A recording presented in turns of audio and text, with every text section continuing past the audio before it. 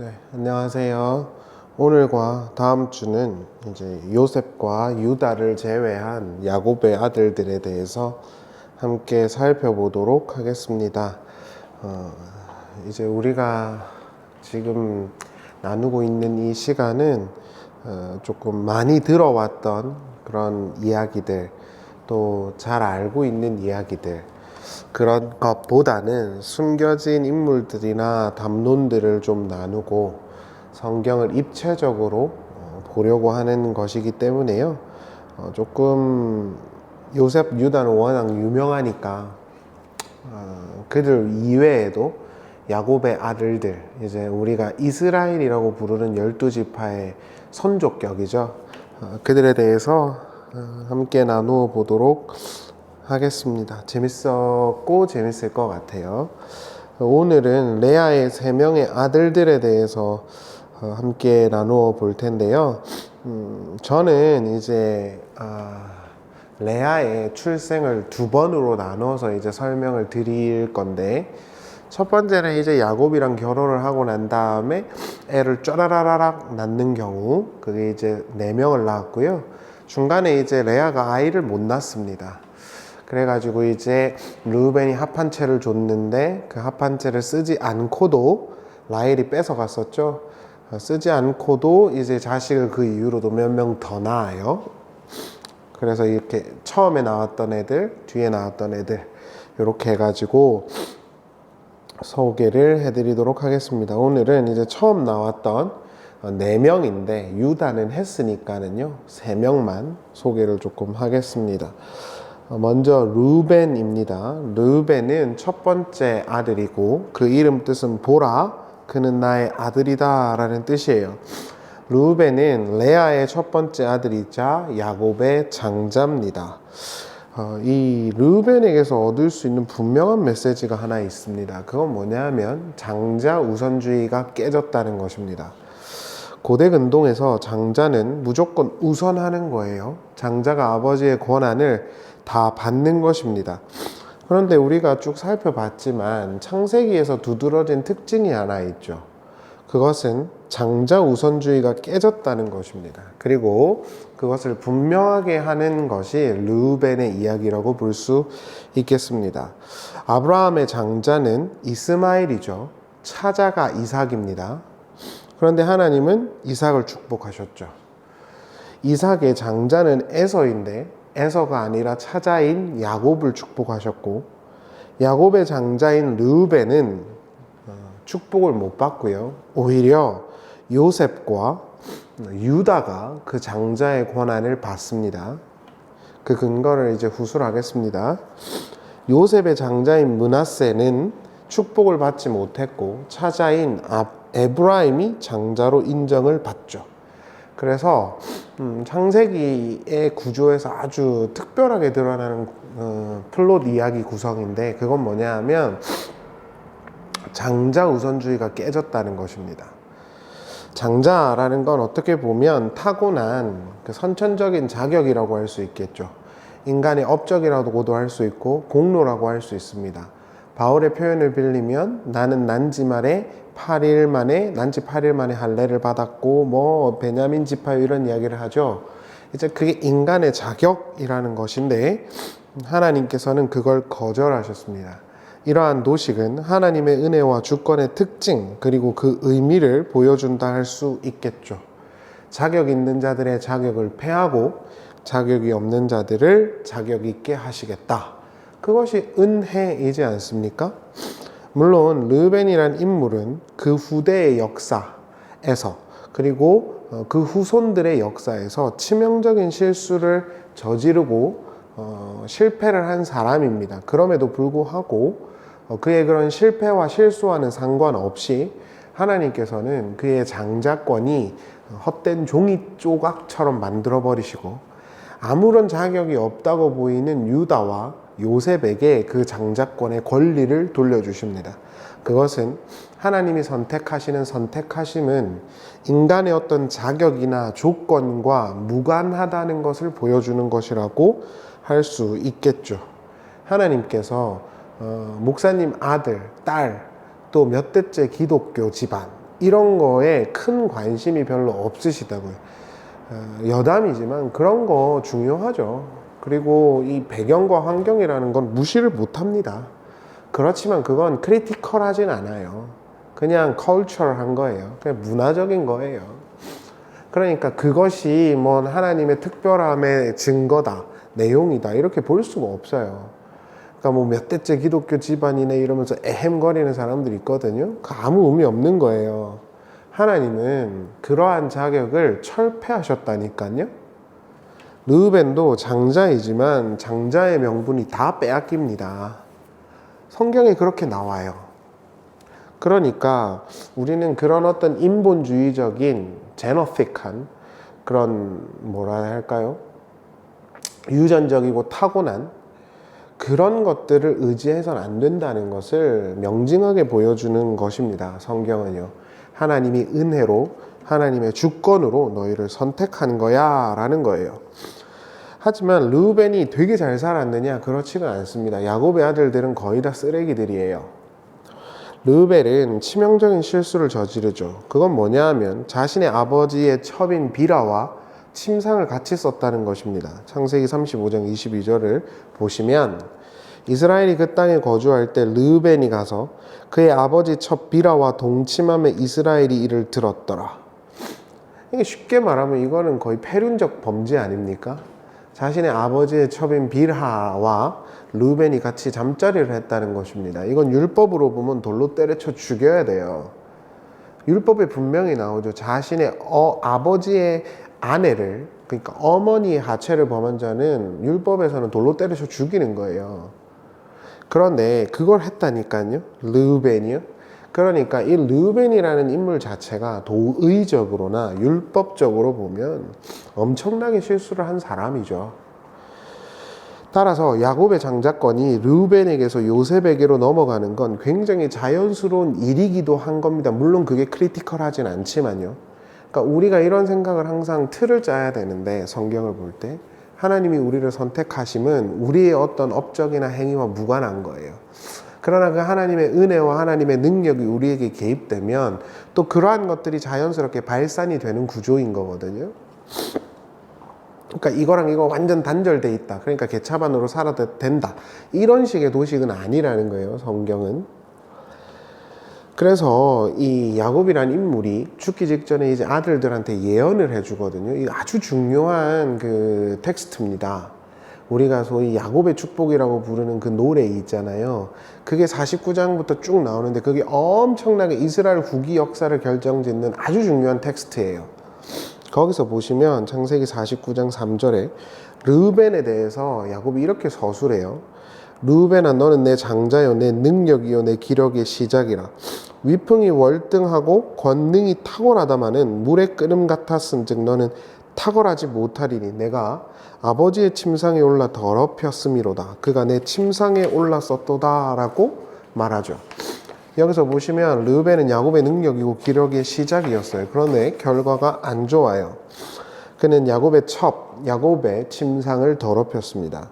야곱은 이에 대해서 꾸짖었고 너는 탁월할 수 없을 것이다 라고 예언을 했죠. 이러한 이해는 역대상에 그대로 반영이 돼요. 역대상 5장 1절에 가면 야곱의 장자 르우벤의 아들들은 이러하니라 이래놓고 뒤에 가로로 붙어 있습니다.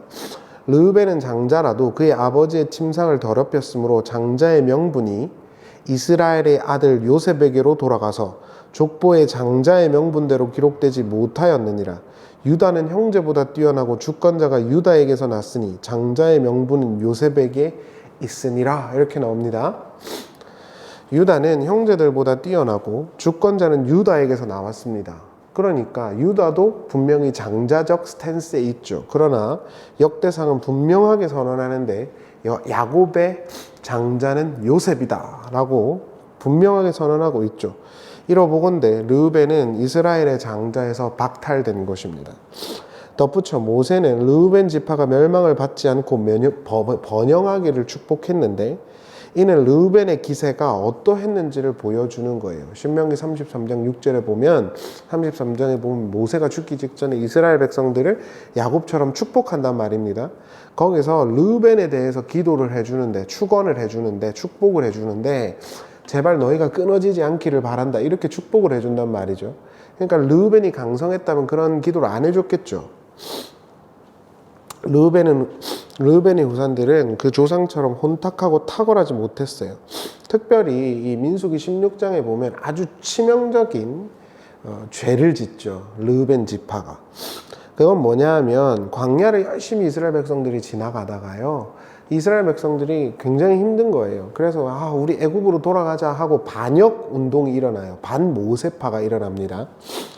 그때 그 운동을 주도했던 사람들이 르우벤 지파예요. 민수기 16장 1절에 보면 레이의 중성 고앗의 손재 아스엘의 아들 고라와 르우벤 자손 엘리압의 아들 다단과 아비람과 벨렛의 아들 온이 당을 짓고, 이렇게 나오죠. 그러니까 여기서 보면 뭐라고 할 수 있는 거냐면 반모세 운동을 누가 했다고 볼 수 있는 거죠? 르우벤의 아들들이 했다라고 볼 수 있는 거예요. 그러니까 이런 걸 우리가 종합해 보면, 물론 이랬기 때문에 장자의 권한이 박탈됐다는 건 아닙니다. 누차 말씀드리지만, 그러나 하나님의 그 영적인 축복과 은혜가 그들에게서 떠났다는 거, 그래서 그들의 어떤 후기에, 그리고 그 후손들의 삶이 굉장히 피폐하고 영향력이 전혀 없었다는 거, 이거는 우리가 결부해서 좀 이해해 볼 필요가 있는 것이죠. 뿐만 아니라 사사기 5장에 보면은 그 드보라의 노래가 나옵니다. 우리가 나누었지만요, 거기 보면 르우벤은 양우리 가운데 있었다 그러면서 르우벤에게 큰 결심이 있었다 이러면서 비꼽니다. 그러니까 이 르우벤이라는 사람, 야곱의 장자인데 얘, 그리고 얘네 지파, 이 사람들은 굉장히 어떻게 보면은 뭐라 할까요? 하나님의 은혜와 하나님의 축복이 멀리 있는 장자임에도 불구하고 그런 그림으로 보여지고 있는 겁니다. 그러니까 르우벤은 어떻게 보면 스펙적으로 따지면 최고죠. 장자는 모든 걸 다 가져가니까. 그런데 그 스펙을 하나님께서 박탈해버린 겁니다.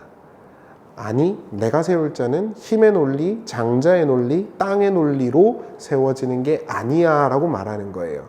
그러니까 이건 여담인데요. 교회에서 성경에 보면은 레이 지파는 세습을 했으니까, 구약 성경에 보면은 세습이 있으니까 교회도 세습해도 된다, 이런 이야기 하는 사람들이 있거든요. 그러니까 그런 사람들은 성경을 전혀 모르는 사람들인 거예요. 하나님께서 만약에 그런 논리라고 한다면 왜 르우벤을 안 세우셨죠? 왜 이스마엘을 안 세우셨죠? 왜 에서를 안 세우셨죠?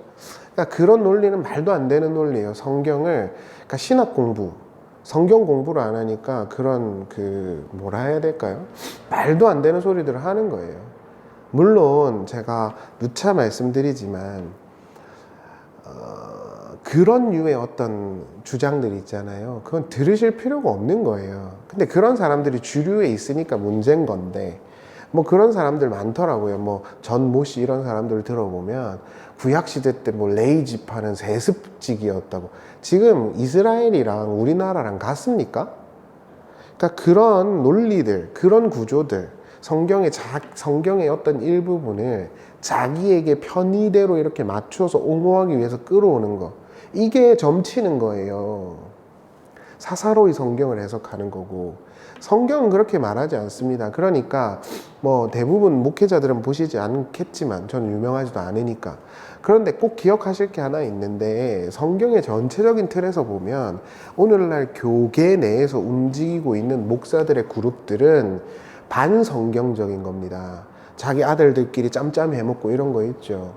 그런 거는 제가 그런 거 부럽지도 않아요. 그런 애들 부러워할 필요도 없어요. 저 잘 먹고 잘 살아요. 그냥 단순히 부러워서 그렇게 말씀드리는 게 아니라 그건 반성경적인 거예요. 성경은 자격이 없고 나약하고 비루하고 그런 이들을 세워주는 거거든요. 그러한 복음이 르우벤 안에 들어있다는 거예요. 왜 장자임에도 불구하고 그 장자권을 박탈해서 요셉에게로 흘려보냈겠습니까? 하나님의 은혜의 성질을 서술하고 있는 것입니다. 그 은혜대로 구원을 받았다라고 주창하는 개신교회가 자기 아들들끼리 너는 누구 아들, 너는 누구 목사 아들, 너는 내 아들 이래가지고 교회를 물려주고 하나님의 이름을 판다고요? 그 말 같지도 않은 짓거리들이잖아요. 근데 그렇게 하겠죠. 어차피 성경을 믿는 사람들이 아니니까. 지금쯤에서 유다란 인물과 르우벤을 비교하는 게 유의미하겠죠. 레아의 아들들은 굉장히 많았어요. 근데 레아가 처음에 낳은 그 족보를 보면 르우벤과 유다입니다. 그런데 앞서도 전술했지만 장자인 르우벤이 아니라 이 임신 이 주기에서 보면은 막둥이인 유다가 주권자를 낳게 되는, 그래서 유다에게 이 르우벤의 장자권이 내려가는 구조로 도식화되어 있어요. 성경을 잘 보면은. 이러한 것들이 우리에게 어떤 메시지를 던지려고 하는 것이냐, 하나님의 은혜와 하나님의 선택과 하나님의 그 자격 있게 하심은 역설적이지만 인간적인 어떤 스펙이나 자격이나 조건과는 무관하다. 아니 오히려 부족한 이들을 향해 있다라는 것을 보여주는 것입니다. 그래서 야고보서에 보면 믿음이 있다는 교회가 돈 있는 애들은 상석에 앉히고 돈 없는 애들은 하석에 앉혔단 말이에요. 그래서 야고보가 뭐라고 하냐면 니네 믿음이 있는 건 맞아? 그랬어요. 오늘날 교회를 보면은 돈 있는 사람들 다 장로되고 뭐 그러죠. 그 아주 비성경적인 겁니다. 세상에 힘없고 어렵고 힘겨운 사람들을 많은 교회의 어떤 상석이나 좋은 자리에 내보내주고 돈 있고 힘 있는 자들은 오히려 없어지고 사라져야 되는 거예요. 그게 성경적인 거잖아요. 물론 정답을 안다고 해서 꼭 하는 건 아니지만요. 르우벤을 포함한 3명의 형들은요, 유다의 형들이요, 이스라엘 역사에서 그럴 만한 업적을 남기지 못하고 북왕조 이스라엘의 주류가 되어서 멸망당합니다. 그러나 남유다의 중심인 유다 지파는 다윗을 포함한 하나님의 구원 서사에서 아주 중요한 역할을 담당했죠. 그리고 우리의 주님, 제가 너무 사랑하는 우리 주 예수 그리스도께서도 육체적으로 보면은 유다 지파에서 나오셨죠. 레아의 첫 팀의 장자인 르우벤은 실패했지만 그의 마지막 4번째 아들 유다는 그 실패와 저주를 승리로 바꾼 것입니다. 이러한 족보적 구조가 있다라는 거죠. 누차 말씀드리지만 성경은 예수로 읽어야 되는 거예요. 두 번째, 시므온입니다. 첫 번째 르우벤, 두 번째 시므온. 시므온은 그의 이름 뜻은 여호와께서 내가 사랑받지 못함을 들으셨다라는 거예요. 시므온과 레이는 사실 한 세트입니다. 시므온과 레이는 르우벤보다 어떻게 보면 더 치명적인 실수를 했어요. 그래서 거의 야곱의 아들들은요, 요셉 빼놓고는 거의 다 쓰레기 컬렉터예요. 그것은 한 부족을 몰살시켰다는 거예요. 레아에게는 뒤늦게 낳은 딸이 하나 있었는데 그 딸이 디나입니다. 그런데 이 딸 디나가 세겜에 내려갔다가 몹쓸 일을 당하게 돼요. 그래가지고 야곱이 이 일로 인해서 근심하다가 세겜 그 부족이랑 혼인을 하려고 합니다. 그때 야곱이 할례를 받아와라 그러죠. 할례를 딱 한 상태예요. 그랬더니 레이와 시므온이 칼 들고 가가지고 걔네를 다 죽여버립니다. 한 부족을 몰살시켜버려요. 그래가지고 야곱이 엄청나게 빡이 쳐가지고 화를 냅니다. 그러니까 인간적으로 보면 뭐 그럴 수 있을 수도 있지만 어찌됐든 간에 이 일에 대해서 성경은 치명적인 실수라고 말을 합니다. 그리고 전술했지만 야곱의 그 축복의 텍스트에서 보면 시므온과 레이는 저주를 받습니다. 르우벤도 저주, 시므온과 레이도 저주, 유다는 축복, 이런 식의 구조죠.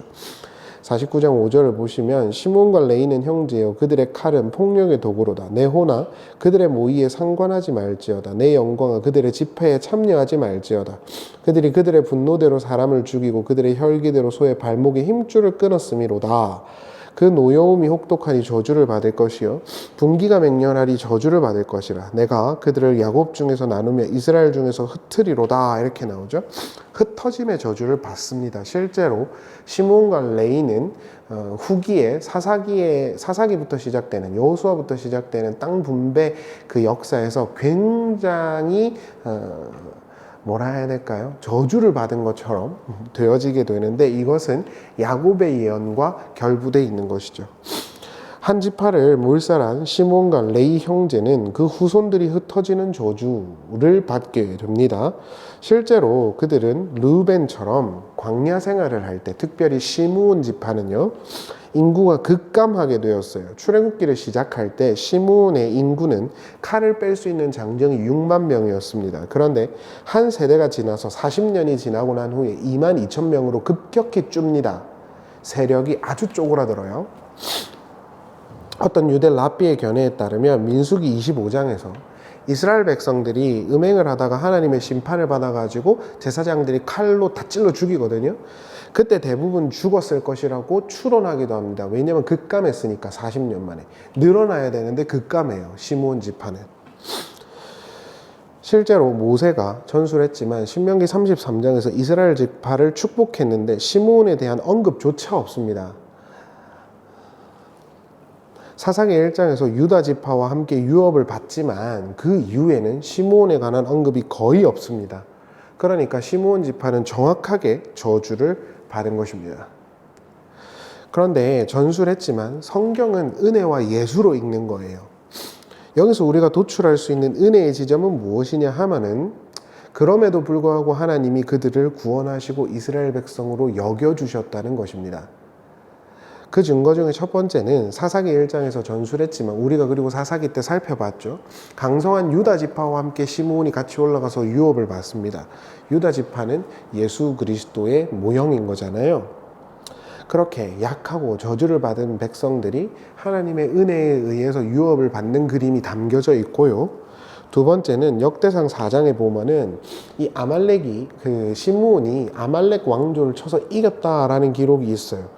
그리고 요한계시록 7장에 가면 이 이스라엘의 12지파 족보가 나오는데 거기에 시므온 지파도 당연히 들어가 있습니다.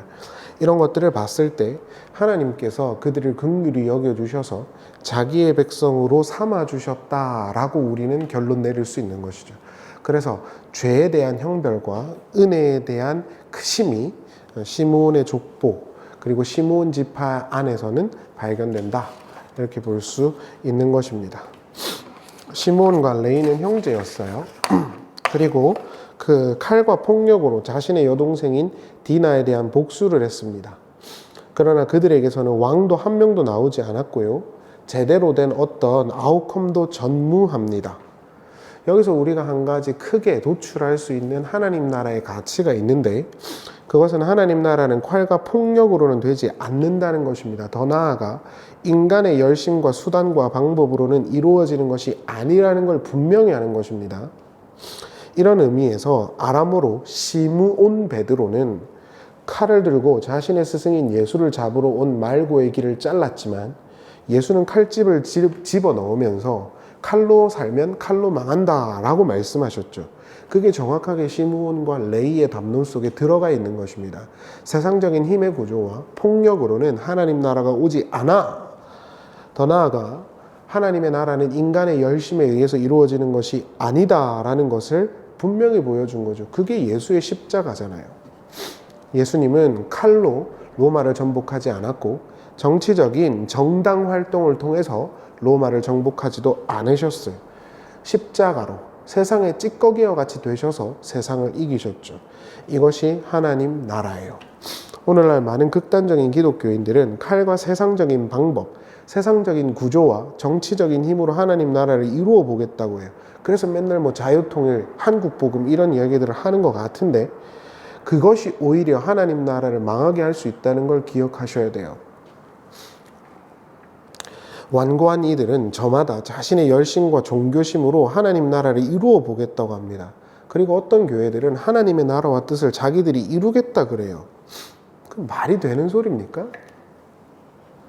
하나님 나라와 뜻은 인간들이 교회가 이루는 게 아닙니다.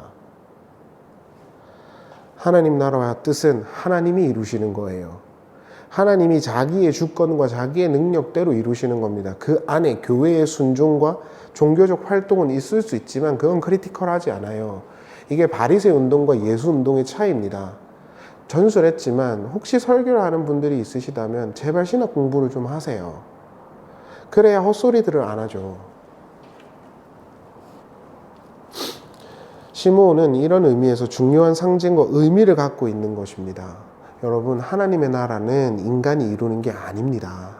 하나님의 나라는 내 종교적인 열심과 기도로 이루는 거 아니고, 전도지 들고 나선다고 해서 광장에 나가서 전도지 들고 나서서 나눠준다고 이루어지는 것도 아니며, 뭐 유튜브에서 방언한다고 해서 되는 것도 아니고, 길거리에서 방언한다고 되는 것도 아닙니다. 그런 건 아무것도 아니에요. nothing이에요. 아무것도 아닙니다. 하나님의 나라는 하나님이 이루시는 거예요. 그럼 우리는 뭐냐고요? 그 하나님의 능력 속에 우리의 어떤 삶의 모양이 있는 거죠. 감사하게 주객이 전도되는 거라고요. 마지막은 레이입니다. 레이는 앞서도 전술했지만 시므온과 한 세트예요. 그는 레아의 세 번째 아들입니다. 그의 이름 뜻은 이제 내 남편이 나와 연합하리로다예요. 레이는 시므온과 함께 한 부족을 몰살했어요. 그럼에도 불구하고 시므온과는 다릅니다. 이게 오늘 약간 우리가 주목해야 되는 지점이에요. 스팟라이트예요. 실제로 레이는요, 게르손과 고앗과 므랄이라는 세 아들을 두었는데, 그 지파에서 요게벳이라는 여자가 나왔고, 그 요게벳은 아시다시피 모세와 아론과 미리암을 낳았습니다. 우리가 잘 알고 있는 모세의 증조 할아버지가 레이예요. 그런데 우리가 여기서 질문을 한 가지 할 수 있죠. 왜 똑같은 죄를 지었는데 시므온은 급격하게 세력이 급감하고 레이는 그럼에도 불구하고 하나님의 제사장의 역할을 맡은 지파가 되었을까? 물론 하나님의 은혜죠. 하나님의 능력이고요. 그러나 성경은 조금 더 구체적인 이야기를 하고 있습니다. 결정적인, 아주 결정적인 크리티컬한 계기, 사건이 있습니다. 무엇일까요? 출애굽기 32장 26절을 보세요. 이에 모세가 진문에 서서 이르되 누구든지 여호와의 편에 있는 자는 내게로 나오라 하매 레위 자손이 다 모여 그에게로 가는지라.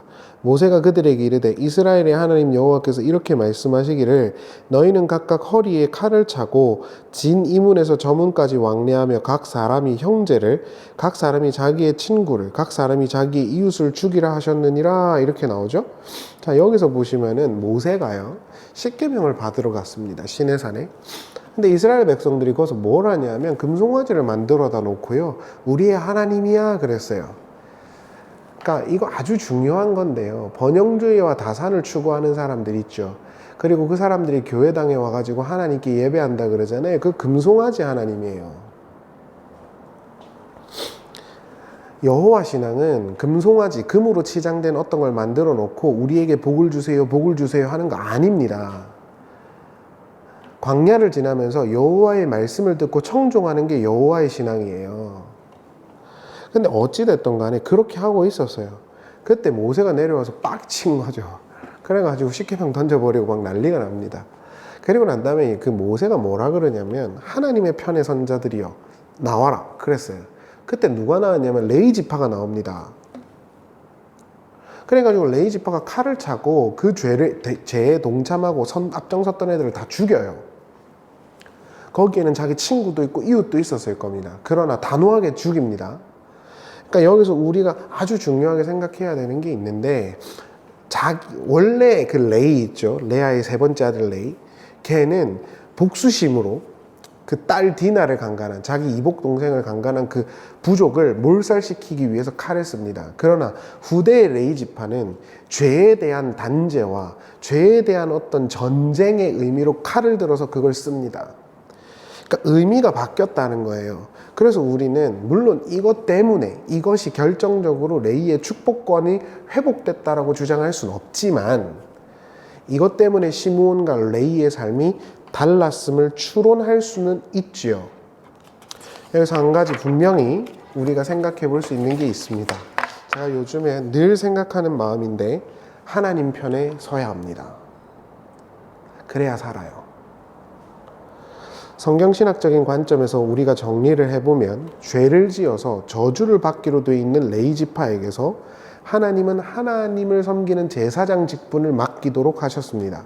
모세는 우림과 둠빔이 그들에게 있다고 축복했는데 이것은 저주가 축복으로 바뀌는 전형적인 케이스입니다. 그리고 이는 죄인들의 역사 가운데서도 하나님을 섬기고 죄를 섬멸하러 오신 예수 그리스도, 그리고 그 예수 그리스도 안에서 하나님의 제사장이 된 교회의 이야기를 함의하고 있음에 틀림없습니다. 히브리서에 따르면 유다 지파셨지만 예수는 레위 지파의 역할을 온전히 수행하신 대제사장으로 서술됩니다. 히브리서 7장 11절을 보겠습니다.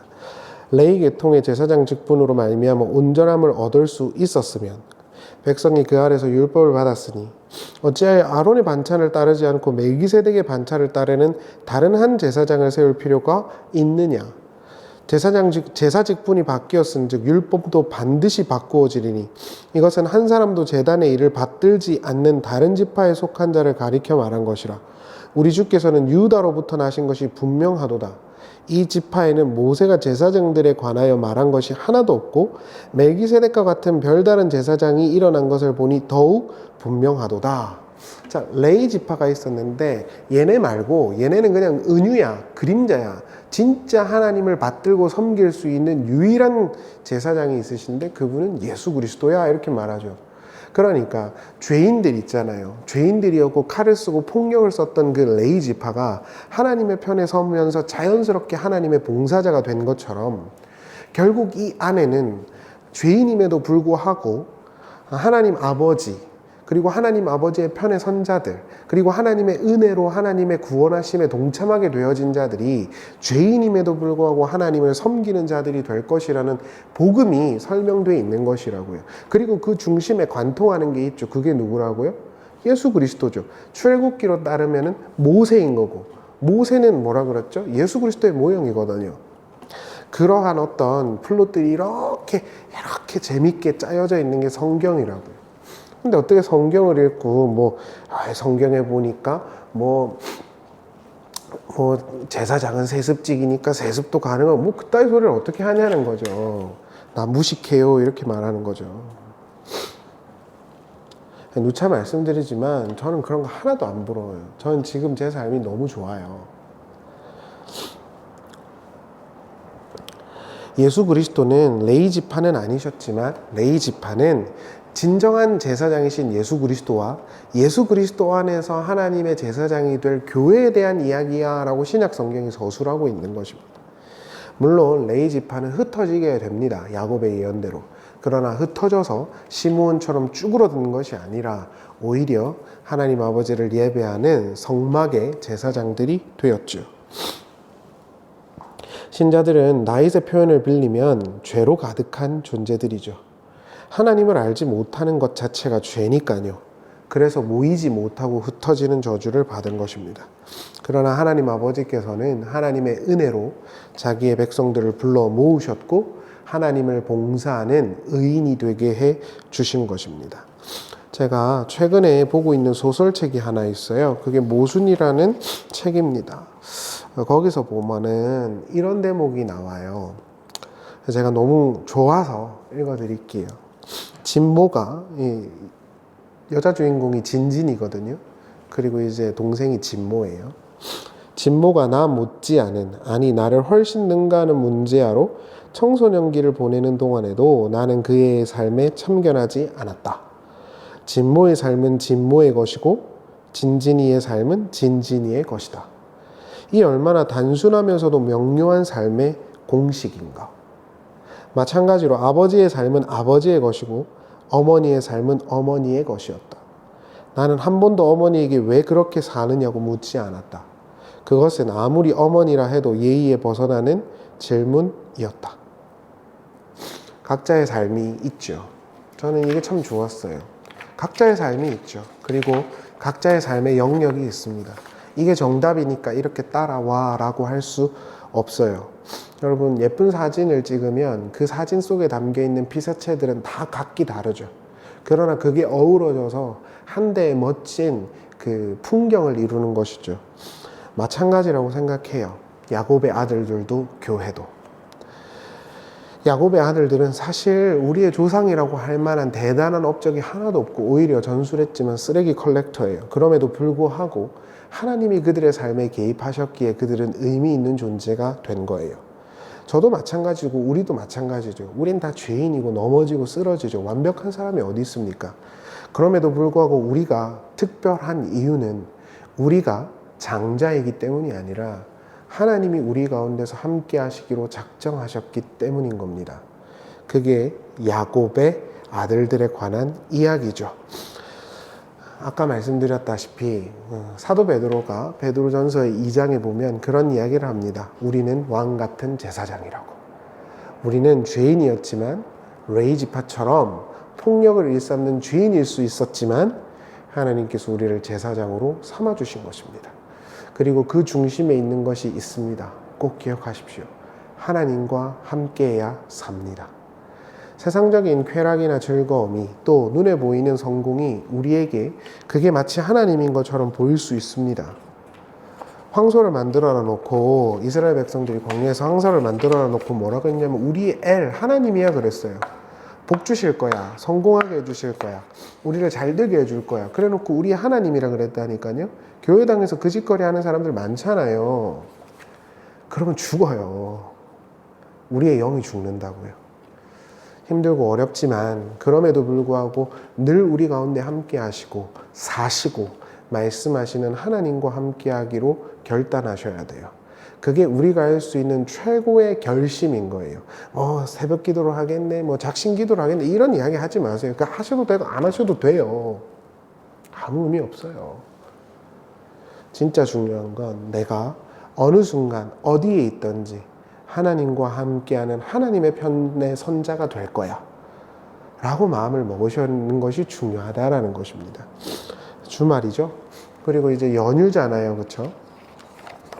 우리도 5월 둘째 주에 잠깐 밖에 나가서 이제 주일날 식사하기로 했지만 이렇게 조금 눈을 들어서 여의도 즐기시고 상황과 좀 소란스럽지만 지금 여러 가지 나라의 상황이 그럼에도 불구하고 가족끼리 이렇게 카페에 가셔서 창세기 49장, 신명기 33장 이거를 비교해 가면서 이스라엘 지파를 향한 하나님의 뜻과 계획이 어떻게 이루어지고 어떻게 지금 이렇게 전개되고 있는지를 한번 잘 보십시오.